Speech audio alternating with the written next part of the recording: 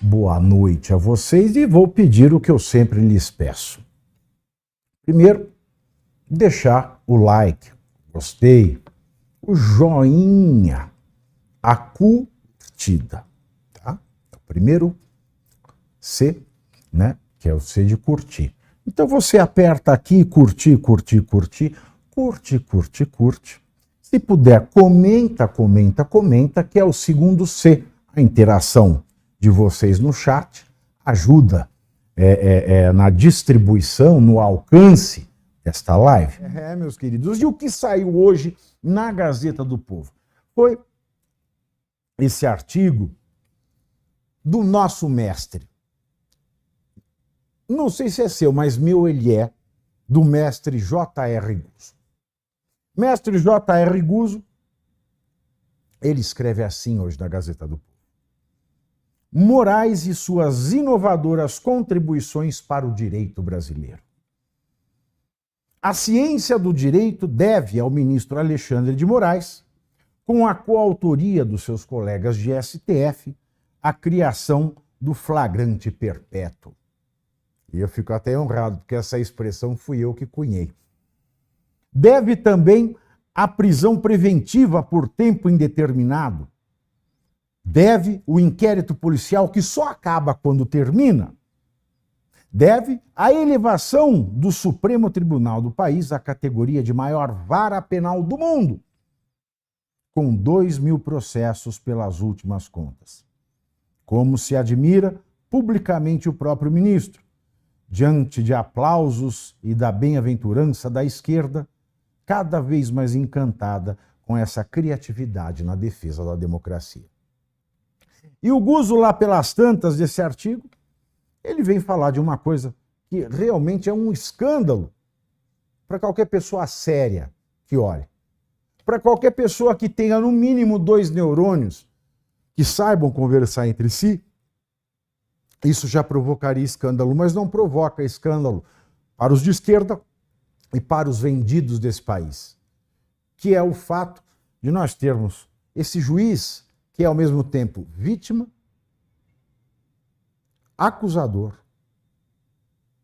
investigador e julgador. Porque na semana passada, o ministro Alexandre de Moraes, ele expediu de próprio punho ordem de prisão em um caso em que ele se declara como vítima. Não existe sistema jurídico justo no mundo nenhum, zero, essa hipótese não existe, em que um juiz que se diz vítima pede uma prisão cautelar. Mas Alexandre de Moraes não tem medo. Não tem medo porque neste país não tem homens ou mulheres que tenham honrabilidade. Homens ou mulheres públicos lotados no parlamento que tenham, de fato, uma ficha limpa e cristalina, que tenham uma vida que pode ser passada limpo, que tenham uma vida privada que possa ser aberta como um livro público. Afinal de contas, eles escolheram ser homens e mulheres públicos. Nós vivemos essa carência, ora intelectual, ora de honestidade moral, portanto, de homens públicos capazes de fazer frente eficiente, válida, que vale alguma coisa,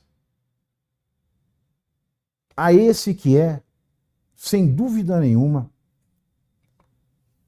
um dos piores ditadores que esse país já teve, que é o ministro Alexandre de Moraes. Esse ditador que, sem tanque na rua, soube, diante da covardia das autoridades que deveriam servir de freio e contrapeso, abusar no sentido mais explícito que o vocábulo abuso pode imaginar da sua autoridade. E vem fazendo o que faz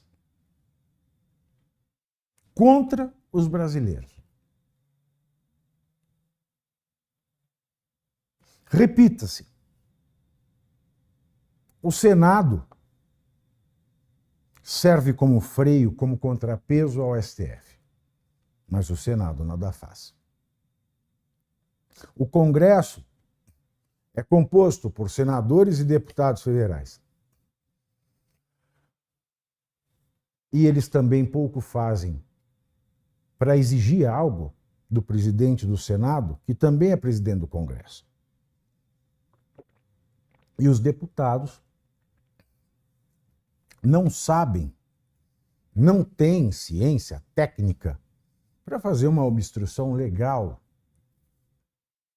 e, assim, parar as pautas do país até que o Senado faça o que é preciso fazer.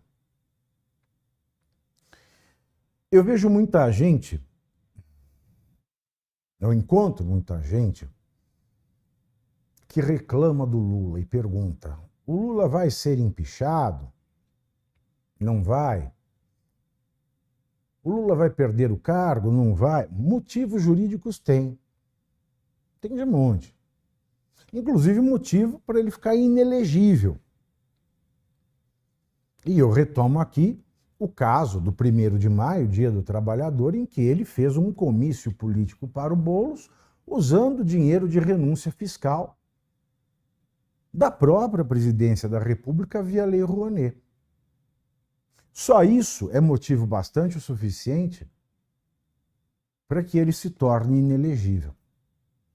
É um motivo, é um crime eleitoral, é uma forma de abuso de poder político e econômico ao mesmo tempo.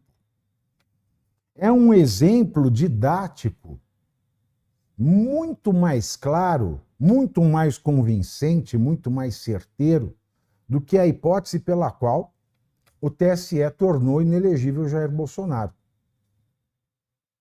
Mas Lula não parece, como os políticos de direita, ser matéria afeta à legislação. Parece que ele é feito do mesmo teflon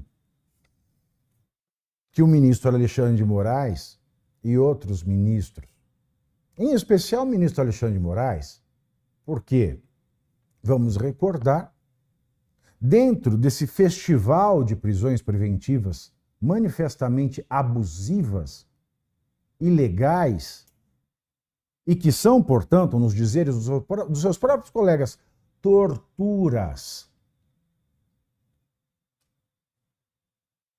Dentro dessas sessões de tortura, uma pessoa morreu. Outro, mesmo estando com a idade muito avançada, já septuagenário, e com a saúde muito defasada, voltou à prisão mesmo sem o trânsito em julgado, por um motivo que não poderia ser usado para que ele fosse trancafiado, que é a prisão dos outros, como se ele respondesse pelos outros. Então Alexandre de Moraes ele faz aquilo que bem entende. Alexandre de Moraes ele abusa, mas abusa escancaradamente, abusa sem curar. Abusa e ainda ordena que empresas de comunicação infringam a legislação, porque a lei é ele. Mais vale um despacho de Alexandre do que a lei. Mais vale um despacho de Alexandre do que a Constituição. O que Alexandre fala é maior que tudo que se pensa sobre justiça, que tudo que se imagina sobre democracia.